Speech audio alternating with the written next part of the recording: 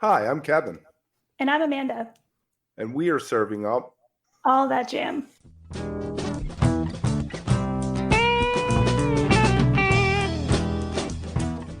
A lighthearted look at the weekend jam bands. Where we break down the jam scene's biggest stories, Talk new bands. upcoming tours, And show reviews. A little laughing, some hot takes, and an always positive message for the community. Week of July 3rd, 2023, Airshow. Welcome back. The 4th of July episode of All That Jam. This week we have our interview with Airshow. They're a band out of Nashville. Really good stuff. We have our top 3 stories of the week coming up. We have a little bit something special at the end after the interview. But let's jump right in with anything exciting this week, Amanda. Well, hey, Kevin. Always exciting around here, Kevin, especially in the summer. Got to see a little bit of Joe Marcinik's band Late Night over the weekend. Did not go to Dead & Co., but Steamboat for Railroad Earth, and then Red Rocks for the 4th with Railroad Earth and Blues Traveler. So, yeah, lots of good stuff going on. How about you? I watched the Dead & Co. stream last night, and that was about it for me. It's July, it's hot, and I'm just laying low. I got a fish coming up. I'm going to do Wilmington. I'm going to do the Man. And, of course, Dick's, where I'll see you. Maybe we'll even get to do a live show together. We'll see how that looks. We're going to do something. Yeah, we'll see how that looks. So, yeah, I'm just laying low there. I think I have Trey coming up next week. This week, on the 8th, maybe he's playing. I don't know. I need to check my calendar and get on that, though. Yeah, it'll be there, and you're gonna love it. He will be there. He's going to show up either way. So I just got to figure out how to get from point A to point B. And with that, why don't we just jump right into the top 3 stories of the week.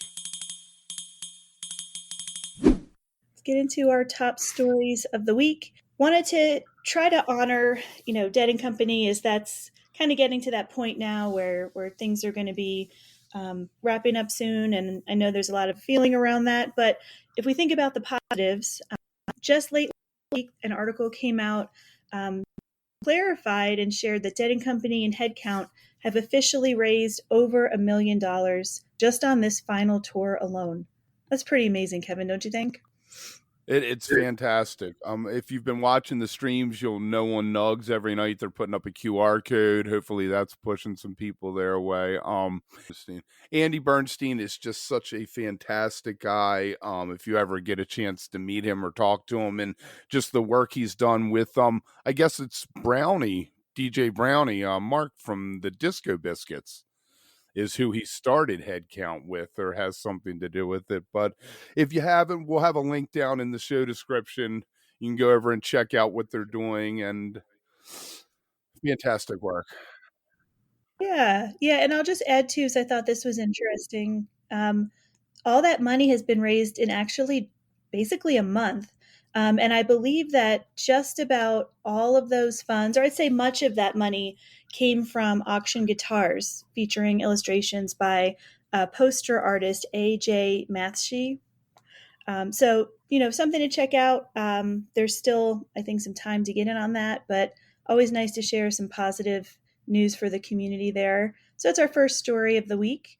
The second one, this just made me smile, so I felt like I had to share it. The Dude of Life. He's back. I mean, does he ever really go away? I don't know. But he's joined forces with Runaway Gin's Andy Greenberg in what's being called a joyous and intense new band, Space Armadillo. And the Dude of Life brought that band to Asheville Music Hall about a week or so ago. So I was just hearing about this. And Kevin, I don't know if you've gotten to, hear any of this so far, but I'm definitely keeping an eye on it. Maybe we can get them on the show. Yeah, have you come across the set list or anything like what they played? Yeah, so the show opened with Crimes of the Mind, which was from Pollock's mid-90s album. I don't know what year. So Armadillos, known as pocket dinosaurs burrowing through your brain, all that. Let's see, Automatic Pilot. And then, I think they kind of moved into maybe some original stuff too. Pete Rose they played, which is actually one of my favorite songs of The Tragic Tale. So you can definitely get more information on Jambase. I think they may have most, if not all, of the set list from that show, which was actually June 18th. Very nice. I got to see Dude of Life back in '96. Might have been, Crimes of the Mind, I think, came out in the early '90s. But anyway, maybe it was earlier I saw him. But he did Dinner and a Movie. And Dinner and a Movie has another verse that he sang, besides what Fish sings. Let's stay home and watch some TV. It's supposed to be a conversation between a couple arguing about what they're supposed to do. But when Trey, did it, or does it with Fish, he only sings the guy's part, I guess. Oh, right. Yeah, that's super cool. And you know what? I forgot to mention they did play Sanity, and then Fluffhead was the encore. There is a little bit of video as well. I think the encore is up on Jambase, so feel free to check that out. Honestly, it just looks like fun. I mean, Dude of Life, that's the name of that game. So maybe they'll come to a venue near you. Yeah, hopefully maybe do some Fish after shows, show up somewhere. That would be amazing. Yeah, absolutely. And so actually that kind of leads into the third and final story of the week. And this one's a little more complicated, so I'm just kind of going to give an overview. Kevin, you and I both talk about venues all the time in different ways, whether it's ticket sales, security, facial recognition like we did last week. Well, I found a great article on Rolling Stone about independent venues who have found really interesting ways to survive. A lot of them since, the pandemic. It's a pretty in-depth article, but it goes into some really interesting examples, including Audrey Schaefer, who works for IMP. They own the 930 Club and other venues. So they kind of really get into what things were like then. And of course, what it's like to go up against Live Nation, $16, $17 billion in revenue, every year, that kind of thing. Becoming nonprofits is one way that has made it easier for fans to contribute and help keep these different venues going. And there's a lot of models out there. So wanted to just mention that. Maybe that's something that we can even get into a little bit further. Right. I think that IMP owns, it runs Anthem, I believe also. And I believe Merriweather is run by IMP. That's why there's Nissan is the Live Nation Pavilion, Bristow, whatever they call that, Jiffy Lube Live, maybe. Yeah. So that's interesting, and it's great that they're a local band. I mean, they're, growing up, I can remember, it would be John Schur Presents, and there were all these different. There was back Cellar Door Presents, and all these companies, and I guess they all eventually got bought up into what is Live Nation now, but it's nice to see people trying to strike out on their own. I like the nonprofit idea. Yes, I think it's really smart. There's a lot of other benefits, financially to that. Plus, I think just from the perspective of community, that's something that we can all get behind. I will mention another example. Detour is a collection of indie bookers, works with venues in these maybe often overlooked markets to help the venues book tours that are going to be coming through that general area. And so together, they've been able to help people in Wichita, all over the place. And I think that's pretty cool too. Right. We always do hear that complaint that the Midwest doesn't get the tours. I know. And it's tough. I mean, I'm an East Coast elitist, lived on both coasts. Denver is its own thing. And so I do think that's real, though. I've definitely been to some of those areas where fans are so grateful when bands come through. And so it's good for everybody. That's definitely something that works. Did you see Fish announce shows? It was Nashville, Pittsburgh. No, not Pittsburgh, Ohio, Dayton, and Chicago. That's getting close to the Midwest. Yes, and actually I saw some chatter about that. Some people in the community saying, well, I don't really know if I'm too excited to go to any of these places. So as much as there have been absolutely legendary shows, Deer Creek, Alpine Valley, there still is this sense of, if I'm going to be going somewhere for music, is that the place that I want to be, maybe when I have some extra downtime as well. So I don't know. I feel bad. There's always a lot of feelings around that part of the country, but always good shows too. I think Nashville would be the coolest out of all the venues. I mean, Dayton had the one legendary show there, but just because there's so much to do in Nashville besides Exactly. go to see Fish. When you're in Dayton, you're in Dayton. There's the Hobart training facility. I mean, it's Yeah, I mean, and no offense, right? But I think even just from a financial standpoint, people need to weigh where they're going as a standalone location in addition to just the show too. all right. So let's jump into this interview. We have Airshow. Speaking of Nashville, there we got 2 clips from them. One of them's about hitting the road, using Spotify versus Bandcamp, and a crazy story they told us about a flood while they were playing. But before we jump into that, let me tell you what else we have going on this week. So on Tuesday, we got Tim Carbone, speaking of Railroad Earth, on jam bands in the studio and why jam bands don't make better albums. Wednesday, we got Alex Wasili from Dumpster Funk about playing Red Rocks with the Marley Brothers last year. Thursday, Scott McMicken on Dr. Dog and the history of Dr. Dog, basically. We got Pete Lavazzoli on Friday about playing with members of the Grateful Dead, specifically with Phil and Tom Constantin. Then we got Saturday, Eddie Spaghetti from the Super Suckers back on. He's talking Born with a Tail video, which is a video they did when they were on Sub Pop. So we get into a little bit about Sub Pop and how Linda Blair from The Exorcist ended up in their video. And then on Sunday, we're dropping Sunday things now. We just, there's so much stuff. There was no reason we shouldn't.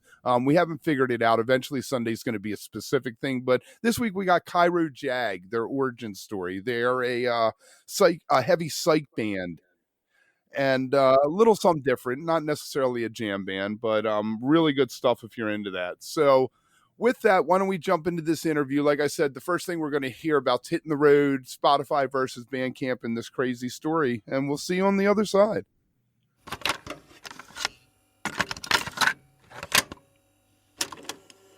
When you guys tour, what's the biggest tour you've gone on? For like a month, being gone for about a month at a time. That's usually involves heading up to the Northeast, where Steve and Cody are from, and just hitting all sorts of different spots along the way. Trying to not kill ourselves with the driving, like play at some place and then go 3 hours away. So that's always nice. Right, instead of doing 500 miles between gigs. Yeah. Oh, we can't handle that. So you guys in a van? You do a couple cars and a trailer? How do you work it? So Cody and I both have Kia Sedona minivans. Oh, nice. Mine is silver and his is black. We got a hitch on the back and we pull a little tater tot trailer, we call it. Nice. It's like probably 6 by 4. It's real small. Right. And is it just the 4 of you guys, or do you have a sound guy with you? Anything? It's just the 4 of us. Occasionally we'll bring a lighting guy. He may or may not drive separately. I mean, we've packed lights in to the van before, and it's a heavy pack. But right. I always look at Billy Strings, and I'm like, his crew's got it so easy. There's no drums, no keyboards, We're driving 4 hours to the show, setting up, doing the soundboard recordings ourselves, going, doing everything. So right, and you guys go right to Spotify, you said, huh? No Bandcamp? No Bandcamp. Most bands do Nugs, but I think Nugs has to knock on your door, huh? Yeah. So we just decided, screw it. We'll just put them up on Spotify. And right. Do you find that do you have anything like to test it against? Did you ever use Bandcamp, or you just? I've never used Bandcamp. No. Okay. I find a lot of bands do that, and apparently it's a good deal because you can sell it, or you can even say you can give me $1 for a copy of the recording, okay, kind of thing. So how does Spotify work? Is it working for you? Yeah. It is. You're getting The- some eyes. Well, the Ears. numbers are coming up steadily. We're getting some good streams, and I think the process of getting it up there is just so easy that we figured, well, not enough people are hearing us right now, and if the way to do that is just putting out more albums, then that's what we'll do. Right. And they're all tracked out. Everything's tracked out. Everything's multi-tracked. I do all the mixing right here in this room that I'm sitting in. Nice. So there's a little bit of a gap between the show and when it's actually Yeah. there. I wish ideally we would want to do it right after the show, and I probably could. I'm getting closer to turning that around. I have my iLock that I can put in my computer and mix with headphones on and stuff. So Right, Pro Tools? I use Logic. Logic. I've been using Logic for about 12 years now. All right, very nice. What are some crazy things that's happened to you at a show or a gig? What do you think, John?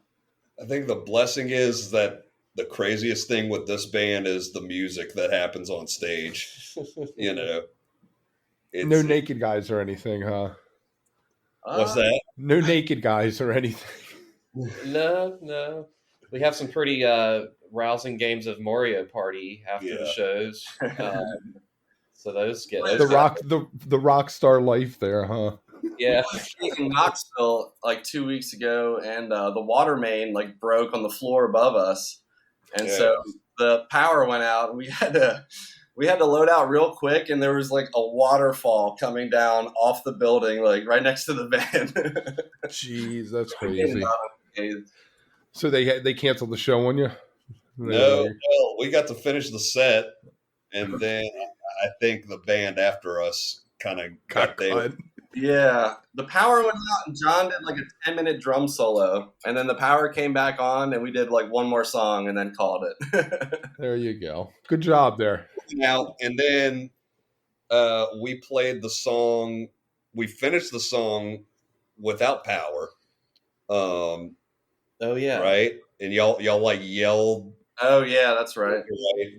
And then we were walking off, and these guys were yelling for a drum solo. So I was playing the solo, and the power came back on.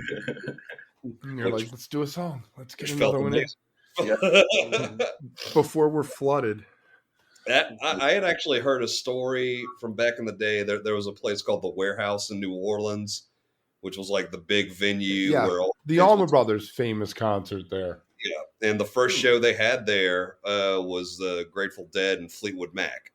And one of the times the Dead played there, the power went out, lights and everything, and they lit a bunch of candles and got out acoustics and played for the crowd. And I always thought that was one of the coolest stories. All right, Kevin. As always, we're going to be getting back into that interview really soon. I will say, though, that question, Spotify versus Bandcamp, is one that I had never asked myself. I really had never thought about it. I see them as two completely maybe complementary, but just very, very different entities. So I thought that was just a fascinating take. Wanted to mention and remind everybody that we are on social media at All That Jam Pod. And so that's the same handle for Instagram, Facebook, and Twitter, as long as Twitter is still kicking it, which from day to day, who knows, allthatjampod.com. And then, of course, anywhere you get your podcasts, you can search for us. Make sure to give us a like, follow, and please review if you're so inclined. Would really appreciate that. We'll also be posting links as much as possible within the clips and other stories we've got as well. So with that, Kevin, let's get back into this interview, part 2 here. We're going to be hearing a little bit about the Nashville scene.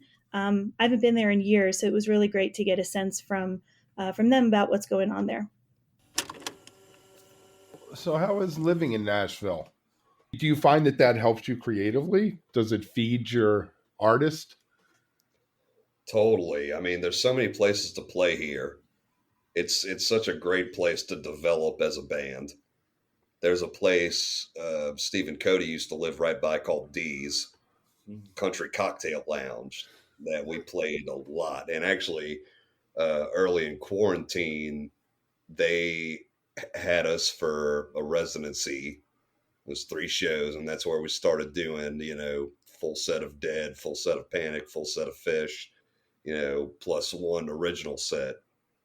And, I can't, I don't know of a lot of places like that where they'll, it's either one place will take in a band or, a few places in the city will take in a band and you can just play, and just get out there and not only play, but you can check out a lot of bands and players that'll influence your playing as well. It's a wonderful scene to be a part of. Right. Well, last time I was in Nashville, I was seeing Fish a few years back. And of course, you end up on, what is that, Broadway. If I was coming to hang out with you guys to see music in Nashville, what clubs would I be going to? We'd be going to D's for sure. D's, Roberts on Broadway is really cool. That's kind of, the traditional country spot on there.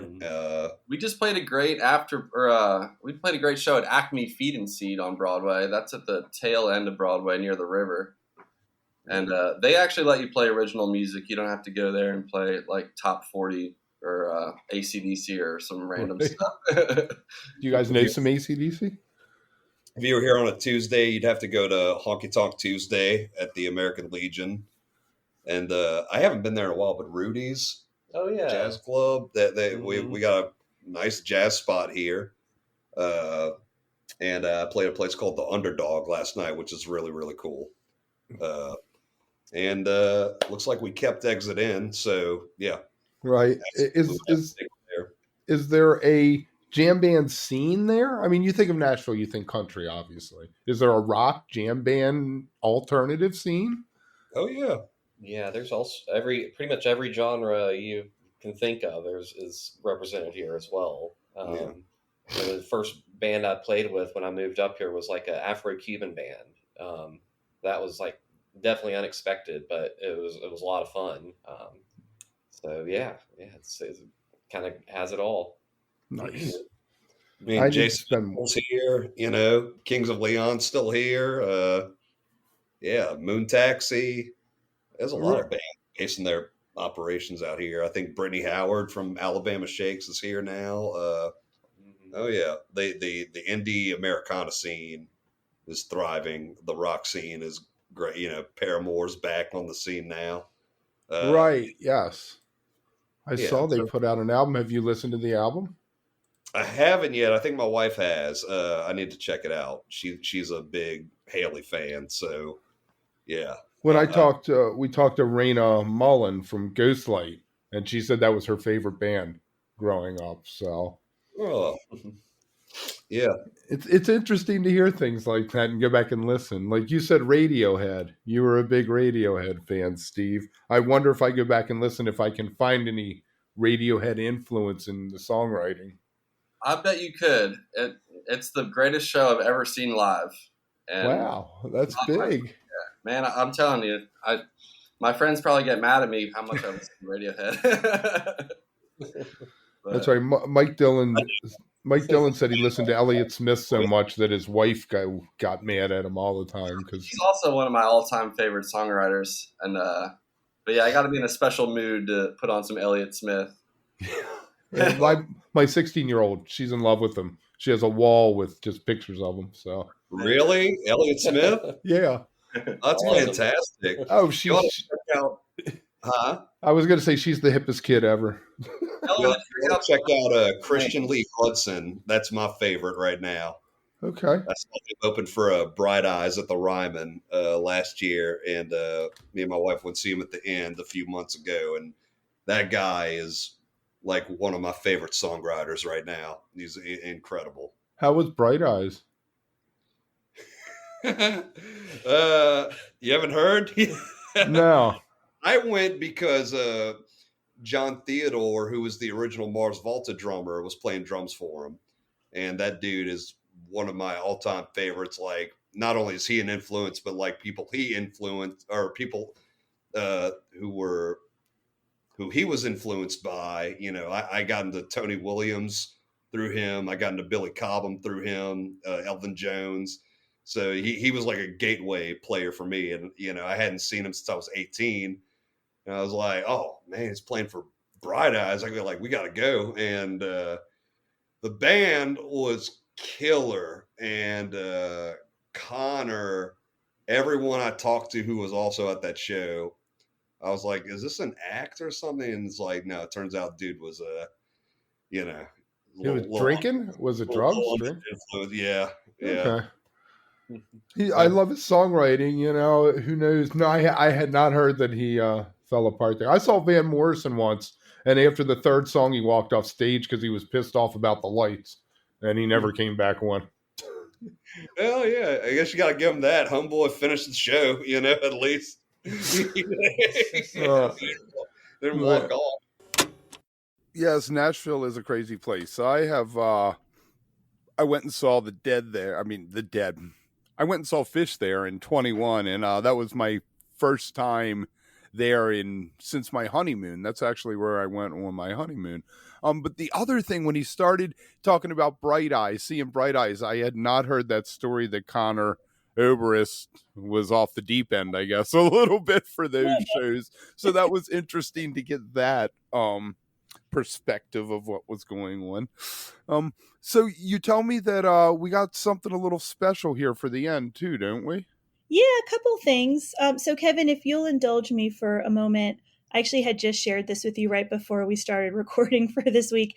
So I'm a bit of a nerd and a former teacher. So when you put those things together, sometimes fun things happen. So I would like to give a plug with Dead and Company wrapping up for the Dead cover band Name Generator, because there are a lot of cover bands out there, but there's always room for more. So maybe we'll post a link to that. It's just something fun. But I did have some information that I found just on the state of music itself. So this is not specific to jam bands in any way. I would actually love to see this for jam bands only. But I did want to share just a couple things here. We talk about very specific types of music on this show. Of course, there's much more happening. And I know I have a hard time putting things into perspective, of all the other music that's going on in the world and being streamed. So here's a couple numbers. 5.3 trillion with a T. That is the number of music streams across video and audio that were played across the world in 2022, which was up almost 1 trillion, actually over a trillion since the year before. I can't even conceive of that number, but clearly people like their music, and that's just growing, of course, all the media that's out there. 120,000 is the number of music files being uploaded to music streaming services every single day. So that comes out to about 40 million every year. And that one really got me, Kevin, because that makes me realize so fully how important it is to support music and share the music that you love. You're saying that many individual new songs are uploaded, or if it's a remix of a song or someone just re-uploads a song? So it could be any music file. I don't think they have a way to tell exactly what would be brand new or not, but individual and unique audio and video music files, 120,000 on average every day. And the sad thing is, all those streams, the artist didn't see much of that money at all. Mm-mm. Somebody's making a fortune, but it ain't the guy playing the song. That's right. Well, and here's something else too. So these kind of build on each other. Less than 30% of the music consumed in the US last year was less than 2 years old. So listener habits, right, is something that I think we kind of get into in a couple of different ways during a lot of our interviews. So people tend to lean toward, of course, tried and true, older music. We call that kind of a shallow catalog, right? It's kind of the same thing over and over again. But at the same time, there's a lot of new stuff out there. So maybe that's a little bit of a reminder to all of us to just try some stuff out, give some things a listen that maybe you haven't heard before.